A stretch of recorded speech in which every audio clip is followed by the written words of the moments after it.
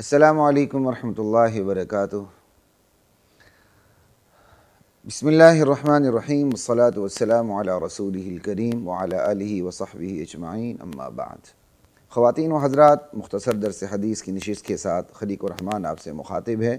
آج کی حدیث متفق علیہ حدیث ہے، بخاری اور صحیح مسلم کی حدیث ہے، اور اس کے راوی حضرت عتبان بن مالک رضی اللہ تعالی عنہ ہیں، جو اصحاب بدر میں سے ہیں۔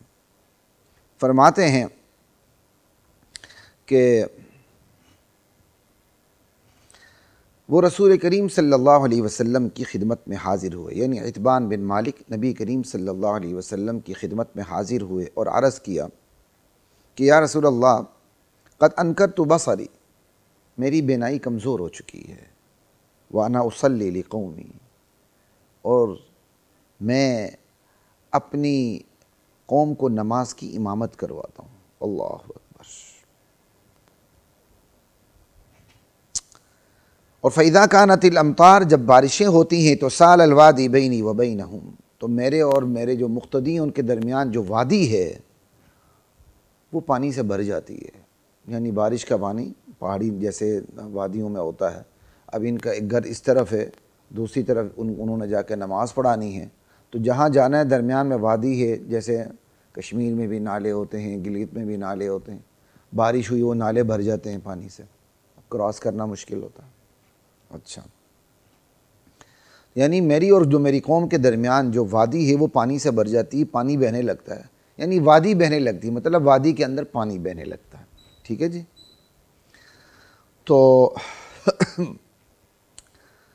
پھر ایسے میں یہ ہوتا ہے کہ وَلَمْ أَسْتَطِعْ أَنْ، اور پھر ایسے میں یہ ہوتا ہے کہ گنجائش نہیں رہتی کہ میں انہیں جا کے میں مسجد میں پہنچوں، ان کی مسجد میں، اور میں انہیں نماز پڑھاؤں، یہ گنجائش نہیں رہتی۔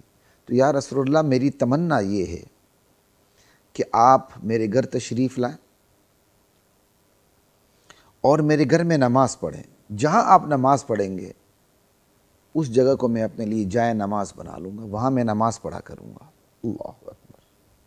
تو نبی کریم صلی اللہ علیہ وسلم نے حضرت عتبان بن مالک سے وعدہ فرما لیا کہ انشاءاللہ یہ کام میں ضرور کروں گا، سأفعل انشاءاللہ تعالی۔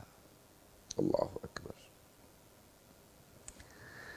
حضرات محترم، ایک بات میں یہاں کرتے ہوئے چلوں کہ وَأَنَا أُصَلِّي لِقَوْمِي، کہ میں اپنی قوم کو نماز پڑھاتا ہوں، نماز کی امامت کرتا ہوں۔ یہ جو علماء دشمن لوگ ہوتے ہیں نا، علماء دشمن، آج بھی کسی نے کمنٹ میں کہا یہ 2 رکعت کے امام، غالباً یہ اقبال کا کوئی شعر ہے یا یہ ہے جس میں یہ بک بک موجود ہے، اور اس بک بک کو خصوصاً جماعت اسلامی کے احباب اس بک بک کو خوب لیتے ہیں۔ جماعت اسلامی والے خوب ناراض ہوں یا جو مرضی ہوں، کوئی پرواہ نہیں، لا ابالی ثم لا ابالی، کوئی پرواہ نہیں۔ لیکن یہ میں نے جماعت اسلامی کے ایک سے زائد احباب کے منہ سے یہ بات سنی، جب بھی ان کی علماء سے بات ہوتی ہے کہتے ہیں یہ 2 رکعت کے امام، یہ تانا دیتے ہیں۔ انہیں شرم نہیں آتی کہ 2 رکعت کے امام نبی علیہ السلام بھی تھے؟ بے غیرتوں، تمہیں شرم نہیں آتی یہ کہتے ہوئے 2 رکعت کے امام؟ یہی 2 رکعت کے امام صحابہ بھی تھے۔ تمہیں شرم نہیں آتی ایسی بات کرتے ہوئے 2 رکعت کے امام؟ جس شاعر نے یہ کہا ہے اس نے بھی بے غیرتی دکھائی، کوئی بھی کسے باشد، کوئی بھی شاعر ہو جس نے اگر کوئی ایسی بات کی ہے، اور جو لیتے ہیں وہ بھی بڑے بے غیرت ہیں، 2 رکعت کے امام۔ تمہیں شرم نہیں آئی یہ کہتے ہوئے 2 رکعت کے امام؟ احسان یاد دلانا، یہ 2 رکعت کے امام پہ مستقل ایک ویڈیو بنائیں گے۔ یہ جو علماء دشمنی کا جو کیڑا ہوتا ہے نا، جو ان کو لڑتا ہے ہر طرف سے، جہاد 6 سے جو ان کو کیڑا لڑتا ہے نا، 6 مختلف جہاد سے، تو اس کیڑے کا بھی علاج ضروری ہے۔ صحابی ہیں، معتبر ہیں، اور نماز پڑھاتے ہیں۔ بھئی حکمران تو ہوتا ہی امام ہے 2 رکعت کا۔ اللہ اکبر۔ تو خیر، اب یہ صحابی ہے، یہ کہتے ہیں یا رسول اللہ، جب بارش ہوتی ہے، وادی میں پانی بہنے لگتا ہے، میں نماز کی امامت نہیں کروا سکتا، میری خواہش ہے کہ آپ میرے گھر تشریف لائیں اور میرے گھر میں جہاں آپ نماز پڑھیں وہاں میں نماز پڑھ لیا کروں۔ جب میں نے کوئی وہاں نماز پڑھنی ہو تو میں وہاں نماز پڑھ لیا کروں۔ آپ صلی اللہ علیہ وسلم نے وعدہ فرما لیا۔ اگلے ہی دن ایسا ہوا، حضرت عتبان کہتے ہیں کہ حضور صلی اللہ علیہ وسلم حضرت ابوبکر صدیق رضی اللہ تعالی عنہ کے ساتھ تشریف لے آئے۔ دن چڑھتے ہی حین ارتفع النہار، دن چڑھتے ہی تشریف لے آئے۔ اب آپ یہ دیکھیں حدیث کے اندر ابوبکر کے ساتھ صدیق لکھا ہوا، یہ حضرت ابوبکر صدیق کی امتیازی شان ہے کہ جب ان کا نام آتا ہے روایات میں صدیق لکھا ہوتا ہے بالعموم، ٹھیک ہے، یہ شان ہے، جب ان کا نام آئے لکھا ہوتا ہے، یہ شان بالعموم کسی کو حاصل نہیں۔ تو صحابہ میں صدیق سنبھالان کے صحابہ سارے صدیق تھے، لیکن صحابہ میں صدیق امتیازی شان کے ساتھ ابوبکر صدیق کو سمجھا جاتا تھا۔ یہی وجہ ہے کہ ہم کہتے ہیں کہ ابوبکر صدیق اکبر ہے۔ یہ میں ایک بہت بڑی آپ کو حدیث سے دلیل دے رہا ہوں، ذالکما مما علمنی ربی، کیونکہ بات بس بدبخت باتیں کرتے ہیں تو پھر ہم جواب دے رہے ہوتے ہیں تو جواب ہم حدیث سے بھی آپ کو دے دیتے ہیں کہ حدیث میں روایات میں ابوبکر صدیق کے ساتھ صدیق کا لفظ لکھا ہوتا ہے بالعموم، جو کسی اور صحابی کے ساتھ بالعموم ایسا نہیں لکھا جاتا، تو یہ امتیازی شان کے ساتھ لکھا جاتا ہے۔ تو صحابہ صدیقیت میں حضرت ابوبکر صدیق کو ممتاز سمجھا کرتے تھے، یہی وجہ ہے کہ صدیق کو صدیق اکبر سمجھا جاتا ہے۔ اور بھی اس پر بہت سے دلائل انشاءاللہ ضرور موجود ہوں گے، کبھی اللہ تعالیٰ نے چاہا تو اس پر بھی بات کریں گے۔ تو احسان یہ بھی یاد دلائیں ابوبکر صدیق اکبر ہیں، اس پر ہم کوئی کلپ بنا لیں، یہ آپ نے مجھے کل یاد دلانا، ٹھیک ہے؟ اچھا جی، فاستأذن رسول اللہ صلی اللہ علیہ وسلم، نبی کریم صلی اللہ علیہ وسلم اگلے دن ہی دن چڑھے، حضرت عتبان بن مالک کے گھر پہنچے اور اندر آنے کی اجازت چاہی۔ اللہ اکبر، کیا ادب آداب ہے۔ حضرت عتبان بن مالک نہیں کہا یا رسول اللہ آپ کو اجازت مانگنے کی کیا ضرورت ہے، یہ نہیں، حضور نے اجازت مانگی، صحابی نے اجازت دی۔ صحابی کہتے ہیں فَأَذِنْتُ لَهُ، میں نے اجازت دی۔ ہائے کاش یہ گھروں میں داخل ہونے کے، نکلنے کے آداب اور گھروں میں داخل ہونے کی اجازت کے آداب ہم سیکھ لیں صحابہ سے، نبی سے۔ نبی ہیں، امتی سے اجازت طلب کر رہے ہیں اور امتی نبی کو اجازت دے رہا ہے، اس سے زیادہ میں کیا تشریح کروں، ہائے کاش۔ اور یہاں گھروں میں بغیر اجازت داخل ہونا اپنا حق سمجھا جاتا ہے، اپنی جو قربت ہے رشتہ داری کی اس کا تقاضا سمجھا جاتا ہے کہ بے دڑک بندہ اندر داخل ہو جائے، چاہے کوئی بھی کسی بھی حالت میں ہو۔ اس کو کہتے ہیں بے غیرتی، اس کو کہتے ہیں حماقت، اس کو کہتے ہیں کھوتا پن۔ اپنے گھر میں بھی داخل ہو جائیں تو دستک دے کے داخل ہوں، اپنے ہی گھر کسی بھائی کے کمرے میں داخل ہوں، کسی بہن کے کمرے میں داخل ہوں، کسی ماں کے کمرے میں اپنی ماں کے کمرے میں داخل ہوں، اپنے والد کے کمرے میں داخل ہوں، نوک کر کے دستک دے کے جائیں، اجازت ملے تو اندر جائیں۔ یہ طریقہ کار ہے۔ اللہ اکبر۔ تو حضرت عتبان بن مالک کہتے ہیں نبی علیہ السلام جب میں نے آپ کو اندر آنے کی اجازت دی تو نبی علیہ السلام داخل ہوئے، بیٹھے نہیں بلکہ فوراً ارشاد فرمایا اَيْنَ تُحِبُّ أَنْ أُصَلِّيَ مِنْ بَيْتِكَ، عتبان کہاں پسند کرتے ہو کہ میں تمہارے گھر میں کس جگہ نماز پڑھوں، تم کس جگہ میرا نماز پڑھنا پسند کرتے ہو کہ میں اس جگہ نماز پڑھ لوں، تم اس کو اپنی جائے نماز بنا لو۔ حضرت عتبان کہتے ہیں کہ میں نے گھر کے کونے کی طرف اشارہ کر دی، یا رسول اللہ یہاں میں پسند کرتا ہوں، اب یہاں نماز پڑھ لیجیے گا۔ نبی علیہ السلام اس جگہ تشریف لے گئے، کھڑے ہوئے، تکبیر کہی، نماز کے لیے نیت مان لی، اللہ اکبر۔ عتبان بن مالک کہتے ہیں ہم بھی پیچھے کھڑے ہو گئے، ہم نے صفیں بنا لی، نبی علیہ السلام نے 2 رکعتوں کی امامت کروائی، سلام پھیرا اور کیا کہتے ہیں پھر ایسا ہوا چونکہ کام تو مکمل ہو گیا تو اب مہمانی میزبانی کے کچھ تقاضے ہیں جو اللہ ہمیں بھی نصیب فرمائے۔ حضرت عتبان بن مالک کہتے ہیں کہ ہم نے نبی کریم صلی اللہ علیہ وسلم کو خزیرہ کھانے کے لیے روک لیا جو ہم نے خاص آپ کے لیے بنایا تھا۔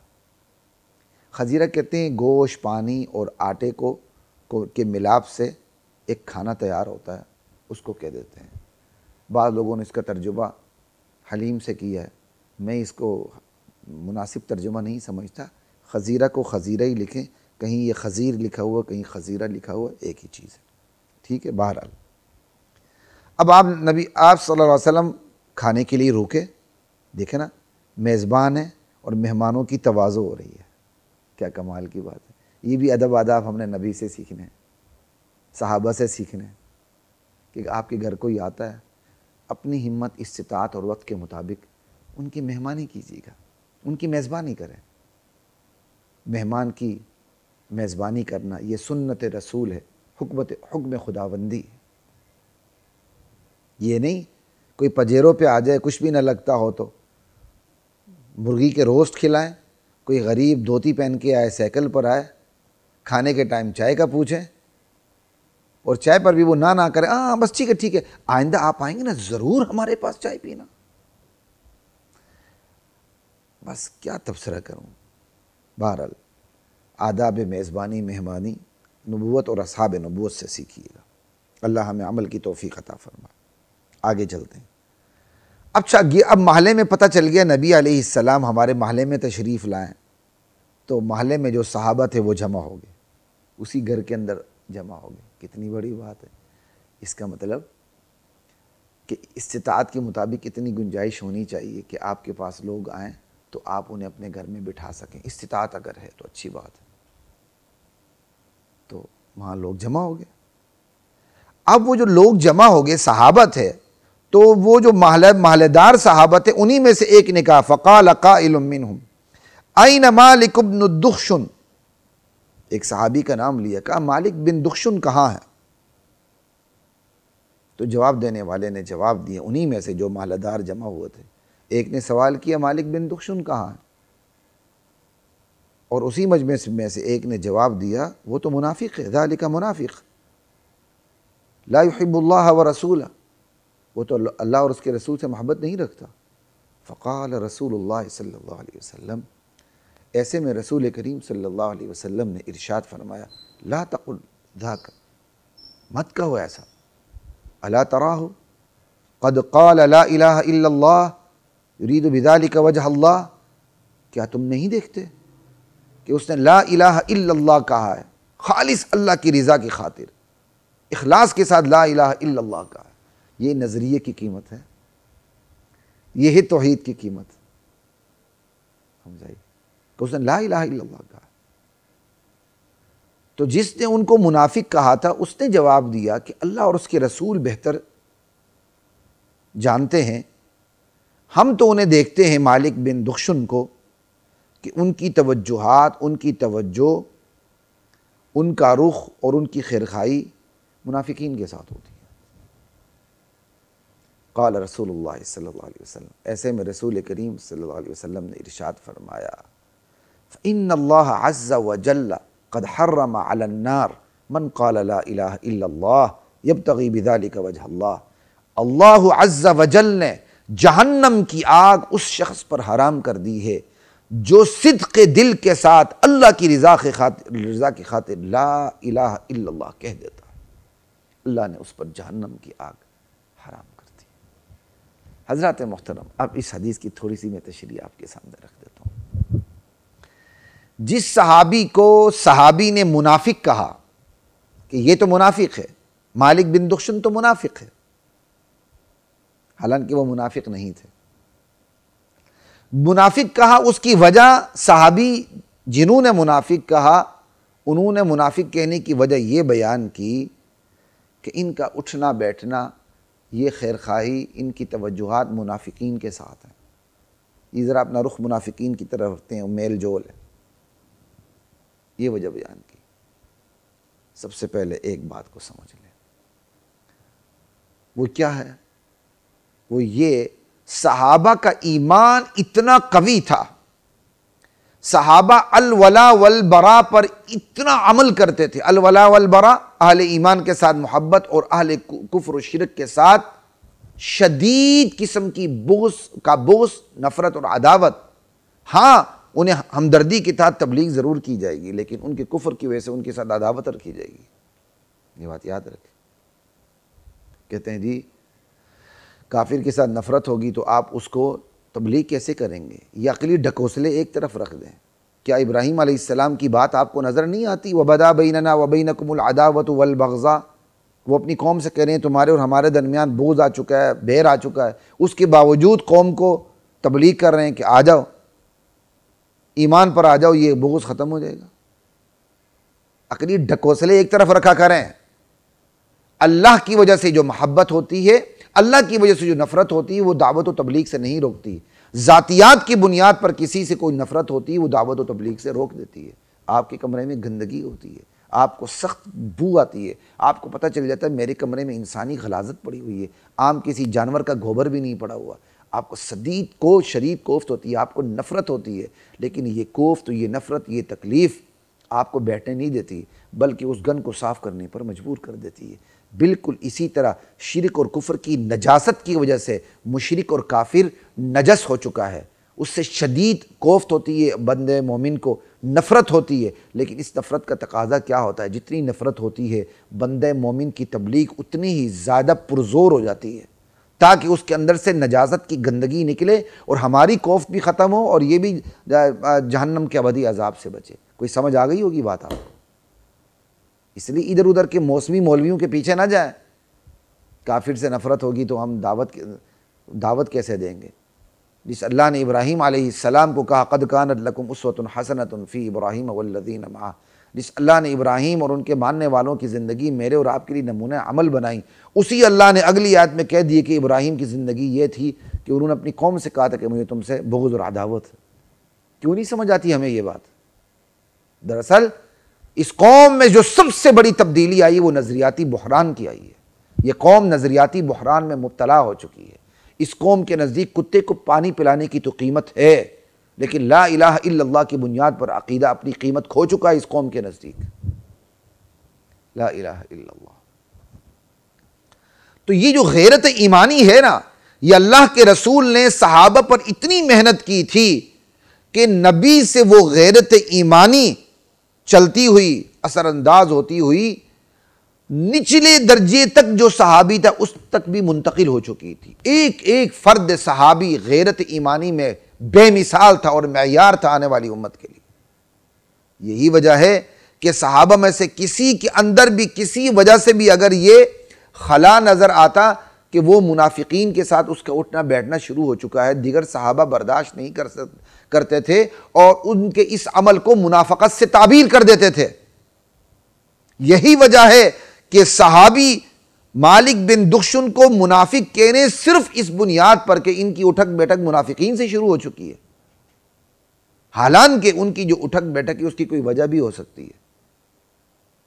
بسا اوقات بندہ رشتہ داری کے ہاتھوں مجبور ہو جاتا ہے، بسا اوقات کہ کوئی دشمن مجھے ضرر نہ پہنچائے، ضرر نہ پہنچانے کے ہاتھوں مجبور ہو کے تھوڑا سا میل ملاپ رکھنے لگتا ہے، کوئی نہ کوئی ذاتی مجبوری ہوتی ہے۔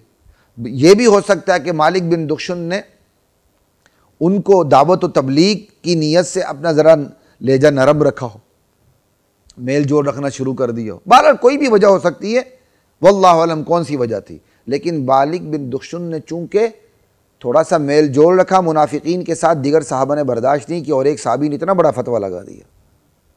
تو پہلی بات تو یہاں سیکھنے کی یہ چیز ہے کہ جو ایمانی معاشرہ ہے اس کے اندر ایمان کی اتنی غیرت ہونی چاہیے کہ ایک مجتہد اور ایک عالم دین کے اندر بھی جو ایمان کی غیرت ہے، الولا والبراء کی غیرت ہے، سمجھ آئی، وہ اوپر سے نیچے تک منتقل ہو جائے، اثر انداز ہو جائے، اور ایک لے مین جو ایک عام آدمی حتیٰ کہ معطوف ٹائپ کا بندہ ہے اس کے اندر بھی غیرت ایمانی اتنی بھرپور ہو کہ وہ منافقین سے اپنا تعلق نہ رکھے۔ اور آج ہماری حالت، اور ایک اور بات یاد رکھیں، نبی علیہ السلام کے وقت کے جو منافقین تھے نا، حقیقت میں جو منافقین تھے، اعتقادی منافقین جو اندر سے کافر تھے اور باہر سے اسلام کا کلمہ پڑھتے تھے، انہوں نے اسلام کا کوئی نیا ایڈیشن ایجاد نہیں کیا تھا، وہ اتنے بڑے منافق نہیں تھے جتنے بڑے منافق آج کے ہیں۔ آج کے جو منافق ہیں انہوں نے اسلام کا یہودی ایڈیشن ایجاد کیا ہوا ہے، اسلام کے متوازی اسلام ایجاد کیا ہوا ہے، اور حقیقی اسلام کو وہ کفر سے تعبیر کرتے ہیں، اور انہوں نے اپنے اسلام کی اراکین بنا رکھے ہیں، وہ قرآن کے انکار کرتے ہیں، قرآن کو تحریف شدہ کہتے ہیں، صحابہ پر تبرہ کرتے ہیں، صحابہ کو مرتد کہتے ہیں۔ انہوں نے ایک پورا یہودی ایڈیشن اسلام کا تیار رکھا ہوا ہے، اور وہ زندیق اور مرتد ہیں، ان کے ساتھ تعلق کسی طور پہ گوارا نہیں ہے۔ ان کو آئسولیشن میں لے جانا، ان کو آئسولیٹ کر دینا، ان کی غمی میں شرکت نہ کرنا، ان کی خوشی میں شرکت نہ کرنا، اللہ ذوالجلال کی قسم ہمارے ایمان کا تقاضا ہے۔ ان سے تجارت نہ کرنا۔ آپ کو پتہ چل جائے کہ آپ جس کے ساتھ تجارت کر رہے ہیں وہ مرزائی ہے، آپ کریں گے؟ آپ پیچھے ہٹیں گے، کیوں؟ اس پر محنت ہو چکی ہے علماء کی۔ لیکن آپ کو پتہ چل جائے جس کے ساتھ آپ معاملہ کر رہے ہیں وہ ایک نمبر کا بے ایمان دشمن صحابہ ہے، وہ ابوبکر صدیق کو کافر کہتا ہے۔ ارے بے غیرت مسلمان، تیری غیرت کہاں مر جاتی ہے کہ تو اس کے، وہ جو بندہ صدیق کو کافر کہتا ہے، صدیق اکبر کو، تو اس کے ساتھ تجارت میں لگا ہوا ہے۔ اس سے نفرت تو مرزائی سے بھی زیادہ ہونی چاہیے، اگر مرزائی سے زیادہ نہیں ہے تو مرزائی سے کم بھی نہیں ہونی چاہیے۔ جس طرح ہم مرزائیوں کی غمی خوشی میں شریک نہیں ہوتے، ان کی غمی خوشی میں بھی ہمیں شریک ہونے کی اجازت نہیں ہے۔ ان کے ساتھ بھی ہم معاملات نہ رکھیں، ان کو آئسولیٹ کر دیں۔ خدا کی قسم یہی ان کا ایسا بڑا علاج ہے، یہ اوپر سے نیچے گر کے فنا ہو جائیں گے۔ ہائے کاش ہمیں یہ غیرت نصیب ہو جائے۔ صحابہ کی غیرت دیکھیں، ہے صحابی، انہوں نے تھوڑا سا میل جول رکھا، دوسرے صحابی برداشت نہ کر سکے۔ یہ وہ غیرت ہے جب تک اوپر سے نچلے لیول تک نہیں آتی آپ اپنے آپ کو محفوظ نہ سمجھیں۔ آج دشمنان صحابہ کے اندر حقیقی اسلام کے خلاف اتنی غیرت ہے کہ ان کا بڑے سے بڑا بندہ اور ان کا چھوٹے سے چھوٹا بندہ ہم سے نفرت کرنے میں، صحابہ سے نفرت کرنے میں ایک پیج پر ہے، چاہے ان کے درمیان آپس میں کتنا ہی اختلاف کیوں نہ ہو۔ یہی وجہ ہے کہ ہم ان کے قلعے میں درار ڈالنے سے عاجز ہو جاتے ہیں، شگاف ڈالنے سے عاجز ہو جاتے ہیں، ہم ان کا مقابلہ کرنے سے عاجز ہونے لگتے ہیں۔ پھر وہی عاجز نہیں ہوتے جو پکے ہوتے ہیں، وہ باطل ہو کر یہ کام کریں اور ہم حق پر قائم ہوتے ہوئے ہم سے یہ کام نہیں ہو رہا۔ ایک بات تو یہاں یہ سمجھ لیں کہ صحابہ کی طرح غیرت دکھائیں۔ اور اگلی بات جو دیکھنے کی چیز ہے کہ جب انہوں نے یہ کہا کہ یہ منافق ہے اور اس کی وجہ یہ بیان کی کہ ان کا اٹھنا بیٹھنا، ان کی توجہات کا مرکز منافقین ہے، ان کی توجہات منافقین کی طرف ہے، خرقۂ منافقین کی طرف ہے، تو نبی علیہ السلام نے تنبیہ کی کہ جس نے لا الہ الا اللہ اخلاص نیت کے ساتھ پڑھ لیا اللہ کی رضا کے لیے، وہ دین کو قبول کر چکا ہے، وہ جنت میں ضرور کیا کہتے ہیں، وہ جہنم کی آگ اللہ نے اس پر حرام کر دی ہے۔ یعنی اللہ کے نبی نے تنبیہ فرمائی کہ اگر ایک مسلمان سے عقیدے کی غلطی نہیں ہو رہی، کسی وجہ سے، کسی بھی وجہ سے اس کا اگر میل جول منافقین کے ساتھ ہو چکا ہے تو اسے منافق نہ کہو، اتنی بڑی بدگمانی نہ کرو اس کے ساتھ، اسے منافق نہ کہو۔ کتنی بڑی بات! یعنی ایک طرف صحابہ کے طرز عمل سے غیرت ایمانی کا سبق مل رہا ہے، اور دوسری طرف نبی علیہ السلام کی تنبیہ سے کیا سبق مل رہا ہے کہ اگر ہم میں سے کوئی شخص کسی وجہ سے منافقین کے ساتھ میل جول رکھے تو فوراً اس کو دائرہ اسلام سے نکال نہ دو، اس پر وہ فتویٰ نہ لگا دو جو کافروں پر فتویٰ لگتا ہے، بلکہ اب آگے میں کہہ رہا ہوں، بلکہ ہمیں جانچ پڑتال کرنی چاہیے۔ اگر ہم میں سے کوئی ساتھی ہے اس کا اٹھنا بیٹھنا منافقین کے ساتھ ہو گیا ہے تو آخر کیا وجہ ہے، اسے کیا مجبوری ہے؟ ہم جا کے اس کی مجبوریوں کو دیکھیں۔ بیچارہ ذاتی حوالے سے مجبور ہے تو ہم اس کے ساتھ کھڑے ہو جائیں تاکہ وہ منافقین سے میل جول رکھنے پر مجبور نہ ہو، یا ہمیں ساتھ دینا چاہیے۔ اور جو منافقین سے میل جول رکھ رہا ہے اس کا بھی فرض ہے کہ اگر وہ کسی طرح مجبوراً منافقین سے میل جول رکھ رہا ہے تو وہ اپنی مجبوری اپنے معاشرے کے معتبر لوگوں سے شیئر کرے کہ بھائی مجھے یہ مجبوریاں لاحق ہو چکی ہیں، میرے ایمان پہ شک نہ کرنا، بلکہ اس مجبوری کے حوالے سے آپ لوگ میرے ساتھ کھڑے ہو جائیں۔ اور پھر ایک یہ سبق ملا کہ ہم میں سے کسی کو بھی وہ کام نہیں کرنا چاہیے اتقوا مواضع تہم جو تہمت کی جگہ ہو۔ اب مالک بن دشن چونکہ منافقین کے ساتھ ان کا تھوڑا سا میل جول بڑھا تو یہ تہمت کی جگہ تھی، ٹھیک ہے، تو ان کو ایسا نہیں کرنا چاہیے تھا، کیا تو وجہ بتا دینی چاہیے تھی معتبر لوگوں کو تاکہ وہ اعتماد میں رہیں۔ اور جس صحابی نے ان پر منافقت کا الزام لگایا، ان کو منافقت کے حوالے سے بدگمانی نہیں کرنی چاہیے تھی، لیکن جذبے کی نفی نہیں کی جا سکتی کہ جذبہ وہی ہونا چاہیے کہ منافقین کو آئسولیٹ کیا جائے، لیکن بدگمانی رکھنے کی اجازت نہیں، کیونکہ نبی علیہ السلام نے چکنا فرمایا، تنبیہ فرمائی، اور مالک بن دخشن خود اصحاب بدر میں سے، ان کے بارے میں بدگمانی کیسے رکھی جا سکتی ہے؟ تو سبق ہمیں ہر طرف سے ملتا ہے کہ صحابی نے میل جول رکھا، ان کو نہیں رکھنا چاہیے تھا تاکہ لوگوں کو بدگمانی نہ ہو، اگر رکھا کسی وجہ سے تو معتبر لوگوں کو اعتماد میں لینا چاہیے تھا تاکہ انہیں بدگمانی نہ ہو، اور اگر رکھا تو دوسرے صحابی کو اتنا بڑا فتویٰ نہیں لگانا چاہیے تھا کہ ان کو دائرہ اسلام سے باہر کر دیں، چونکہ نبوی دور ہے، تربیت کا دور ہے، تو صحابہ تربیت کے دور سے گزر رہے تھے، تو اس وجہ سے ہمیں یہ سارے اسباق مل جاتے ہیں۔ میں کسی صحابی پر تنقید نہیں کر رہا، صرف حدیث کی روشنی میں آپ کو ایک بات بتا رہا ہوں، چونکہ نبی علیہ السلام نے چکنا کیا کہ نہ، کہ اس بندے نے خلوص دل کے ساتھ لا الہ الا اللہ پڑھا ہے تو اسے منافقین کے زمرے میں شمار نہ کرو، اسی کی میں تشریح کر رہا ہوں، بس میں کسی صحابی کی غلطی نہیں نکال رہا، چونکہ صحابہ تربیت کے دور سے گزر رہے تھے، تو ہر طرف سے ہمیں یہ کیا کہتے ہیں اسباق مل جاتے ہیں کہ ہمیں کیا کرنا چاہیے۔ ہمیں صحابی کی طرح غیرت بھی دکھانی چاہیے کہ ہم کیا کہتے ہیں منافقین کے ساتھ میل جول نہ رکھیں، اور اگر اب منافقین کے ساتھ صحابی نے تھوڑا سا میل جول رکھا تو ان کو میل جول رکھنے کی وجہ اپنے ساتھیوں کو بتا دینی چاہیے تھی تاکہ ان کو اعتماد آ جاتا، ٹھیک ہے، اور ان پر بدگمانی بھی نہ ہوتی، کوئی مجبوری تھی وہ بتا دی جاتی۔ یہ چیزیں ہیں، اور بھی بہت سی چیزیں اس میں سے نکل سکتی ہیں۔ تو بات یہی ہے خواتین و حضرات، اللہ تعالیٰ مجھے اور آپ کو اسلام پر غیرت نصیب فرمائے، صحابہ کو معیار حق سمجھ کر چلنے کی توفیق عطا فرمائے۔ اجازت دیجیے، انشاءاللہ مختصر درس حدیث کے سلسلے کے ساتھ اور دیگر سلسلوں کے ساتھ بھی آپ سے ملاقات رہے گی باذن اللہ، انشاءاللہ زندگی رہی، یار زندہ صحبت باقی۔ السلام علیکم ورحمۃ اللہ وبرکاتہ۔